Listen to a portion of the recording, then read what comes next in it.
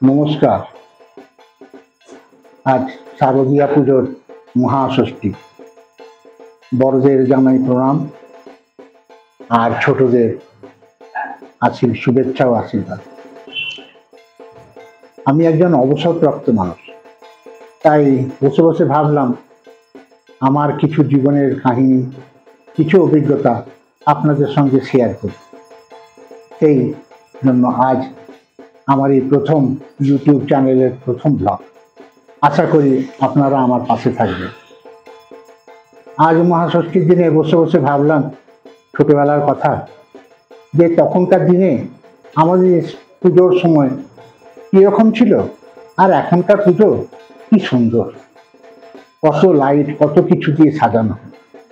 আমাদের ছোট ছোট প্যান্ডেল হতো তখন, আর সে ষষ্ঠীর দিন থেকেই আরম্ভ করে আমরা শুধু ভাবতাম কখন ছুটে চলে যাব, প্যান্ডেলে গিয়ে বসে থাকবো। ঢাকের আওয়াজ আর ঘন্টা, নাচের ঘন্টা সবই বাজত, তার সঙ্গে ধূপ ধুনোর সুন্দর গন্ধ। তা আমরা ওখানে পুজো টুজো দেখে ভাবতাম যে কখন আমাদের দুটো করে ওই মুরগি বোধেই হোক, যাই হোক, হাতে একটু পাবো, সেই আশায় তখন পড়তাম হয়তো আমরা 2A কি 3A। তো সারাদিন আমরা পুজো প্যান্ডেলেই কাটিয়ে দিতাম। তখন আর ভয় লাগতো না যে বাড়ি গেলে মা বকবে বা কিছু করবে, এটা একদমই ভাবতাম না। আমরা সেই কটা দিন দিয়ে প্রায় না খেয়েই পালিয়ে যেতাম আনন্দের জন্য। স্কুলের ছুটি থাকতো, আর সন্ধ্যেবেলায় আমরা সেই দুপুরবেলায় বাড়ি যেতাম, গিয়ে দুটো খাওয়া দাওয়া করে একটু বিশ্রাম, আর অপেক্ষা করতাম বাবা কখন ডিউটি থেকে ফিরবেন সন্ধ্যেবেলায়, মুখ হাত পাটা ধুয়ে আমাদের একটু নিয়ে যাবেন বেড়াতে, কোথায় জোরে জোরে। আর তখনকার দিনে ঠাকুর মানেই কখনো 2 কিলোমিটার, কখনো 3 কিলোমিটার দূরে একটা ঠাকুর হতো। যে থাকতাম, আমি তখন ছোটবেলায় থাকতাম উড়িষ্যার এক জায়গায়, তো সেই জন্যে আমাদের ওখানে পুজো অত কাছাকাছি হতো না।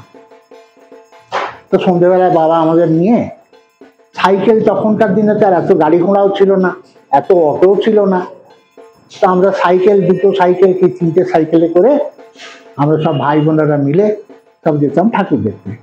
দূরের ঠাকুর, বাড়ির কাছে তো একটাই ঠাকুর, দূরের ঠাকুর দেখতে যেতাম। আর তখনকার দিনে মেলা বলতে গেলে এই একটা কি বড় জোর 2টো ঠাকুরের কাছে মেলা বসতো।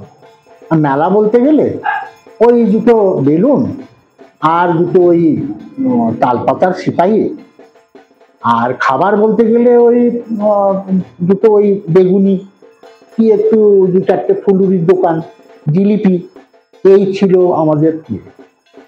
তো সেই সব কিনে কেটে দিলে আমরা বড় খুশি হতাম। আর ষষ্ঠীর দিনটায় আমরা অপেক্ষা করতাম আগের থেকেই যে বাবা কখন আমাদের নতুন জামা কাপড় এনে দেবে।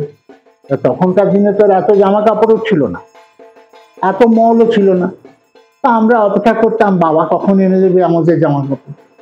তো বাবা গিয়ে জামা কাপড় আনতেন আমাদের, আমরা ওই ষষ্ঠীর একটাই জামা আর অষ্টমীতে একটা জামা পেতাম, আর জুতো বলতে গেলে 1 জোড়া জুতো। তো এভাবেই আমাদের তখনকার দিনে কাটতো, সেটা নিয়ে আমাদের কিন্তু তখন খুবই আনন্দ থাকতো। কিন্তু এখন যখন দেখি যে রকমেরই জামা কাপড়, এত বড় বড় মল, তখন আমাদের বেলাতে এত দোকানপাটও ছিল না, জামা কাপড় এত রকমারই ছিল না। আর মলে তো সুন্দর সুন্দর জামা কাপড়, এখন সব ছেলেমেয়েরা কত রকমের জামা কাপড় করে, কত ড্রেস, কত চকচকে জিনিস, এখন বড়ই আনন্দ লাগে।